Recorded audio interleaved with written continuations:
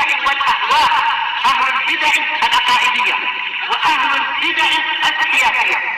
نقول بيننا وبينكم السلف، بيننا وبينكم الكتب، كان فيقول البدع بيننا وبينكم. Rahimahullah ta'ala di hadis Suhaib radhiyallahu anhu, qala Rasulullah sallallahu alaihi wasallam, fa bainama huwa ala dzalik, ketika dia itu dalam kondisi yang demikian, yaitu apa? Rajin belajar kepada siapa? Kepada pendeta, tapi sekaligus juga apa? Terkadang belajar ilmu sihir. Nggak mungkin dia itu apa? Setiap hari tidak pernah berangkat ke tukang sihir, itu nggak mungkin. Nanti jelas dihukum. Bagaimana setiap hari ditahan oleh keluarganya dan tidak pernah melaksanakan perintah raja, dan mereka mereka melarang untuk dia mengikuti perintah raja untuk apa? Untuk belajar sihir. Ini nggak mungkin. Maka jelas yang dimaksudkan adalah apa? Dia juga belajar ilmu sihir. Maka nanti dia minta petunjuk pada Allah, mana yang lebih bermanfaat ilmu yang aku dapatkan ini.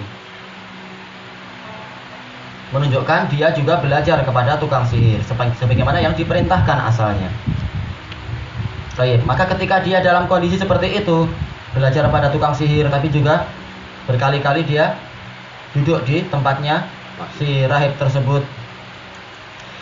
Ata ala dabbatin azimah. Dia datang ke seekor binatang yang besar. Kebetulan ketika dia sedang berjalan, ada seekor binatang yang besar, qad habasatin nas, telah menahan orang-orang. Orang-orang tidak sanggup lewat di jalan itu. Mereka ketakutan, tiba-tiba ada binatang besar di tengah jalan itu.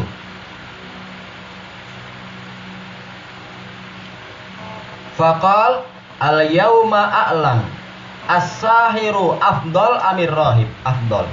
Nah, sekarang pada hari ini aku akan tahu tukang sihir itu yang lebih utama ataukah si rahib itu yang lebih utama. Tapi dia apa? Hatinya sudah condong kepada si rahibnya, pada ajaran si rahib.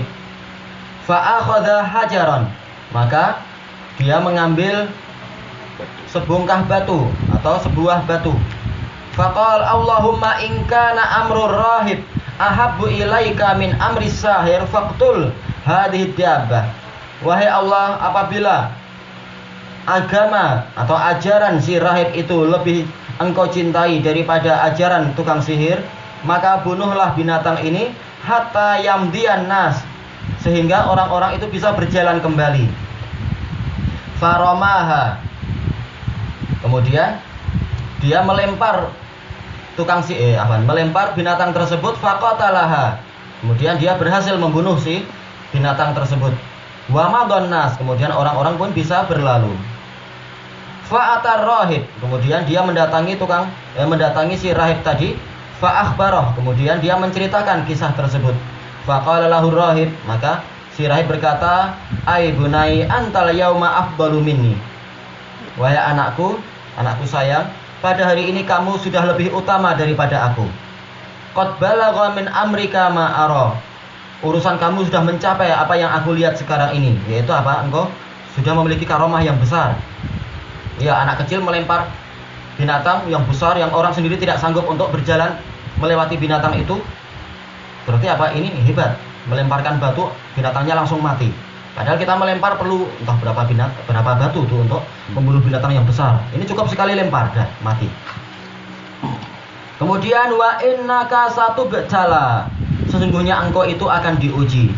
Fa idza butulita fala tadulla alayya, kalau engkau diuji maka jangan tunjukkan kepadaku, yaitu jangan sampai kamu kabarkan bahwasanya kamu dapat ilmu dariku. Baik, dari hadis ini kita mendapatkan beberapa faidah, yaitu apa?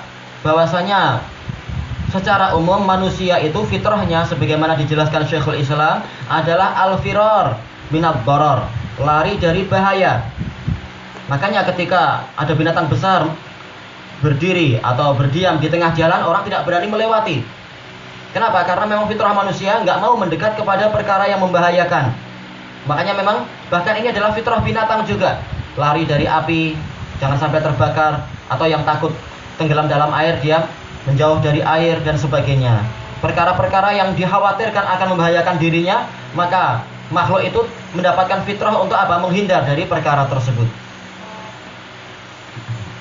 Dan dari hadis ini pula kita mendapatkan faidah bahwasanya apa? Bahwasanya lil afdaliyah alamah, bahwasanya keutamaan itu memiliki apa? Alamat.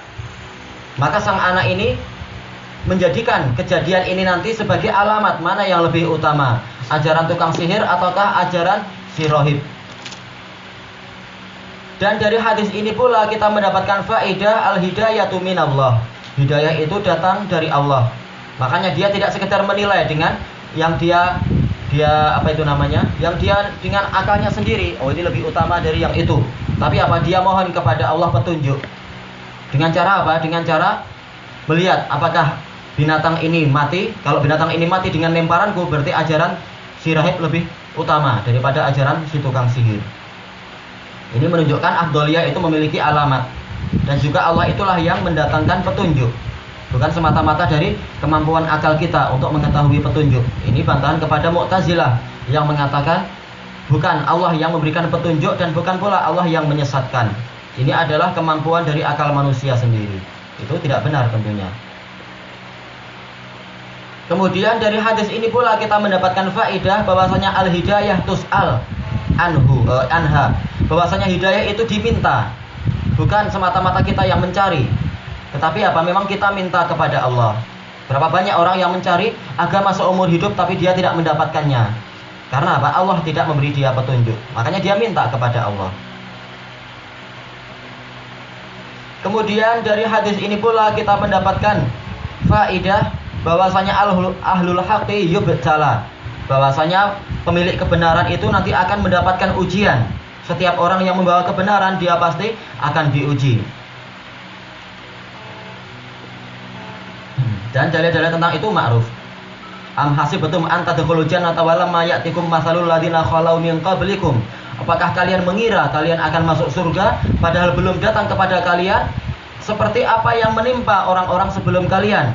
Masadhumul ba'sa wa dharra'u wa zulzilu. Mereka tertimpa apa? Tertimpa kelaparan, tertimpa rasa sakit, tertimpa berbagai macam musibah, wa zulzilu, dan mereka itu digoncang hatta yaqula rasulu walladzina amanu ma'ahu mata nasrullah, sampai Rasul dan orang-orang yang bersamanya mengatakan kapankah datangnya pertolongan Allah. Ini menunjukkan apa? Ujian yang berat. Dan ujian yang akan mereka alami nanti dalam hadis ini juga luar biasa berat.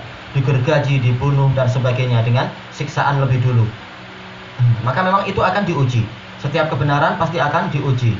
Untuk apa? Untuk membuat semakin jelasnya kecemerlangan kebenaran tadi. Sebagaimana dijelaskan oleh Imam Ibnul Qayyim rahimahullahu ta'ala, bahwasanya kebenaran itu akan diuji. Untuk apa? Untuk menampilkan bahwasanya memang kebenaran itu cahayanya cerah.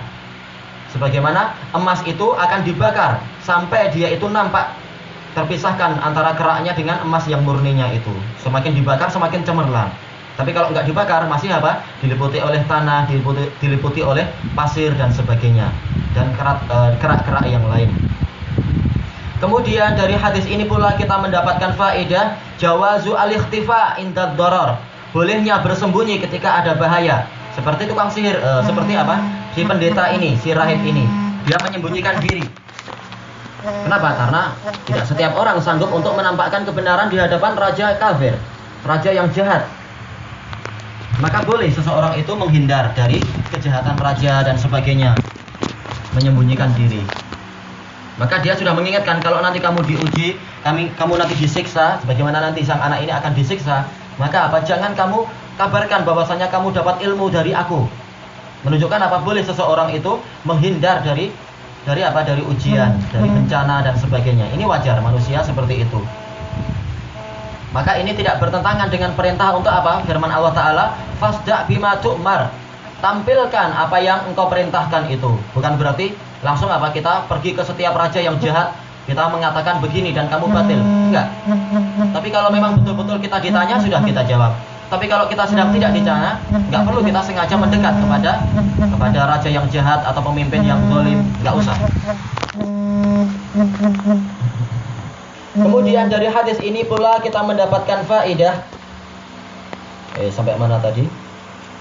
Oh sudah ya, berarti sudah sampai ini. Kemudian dari hadis ini pula kita mendapatkan faedah al-mu'min mulham. Orang mukmin itu memiliki ilham.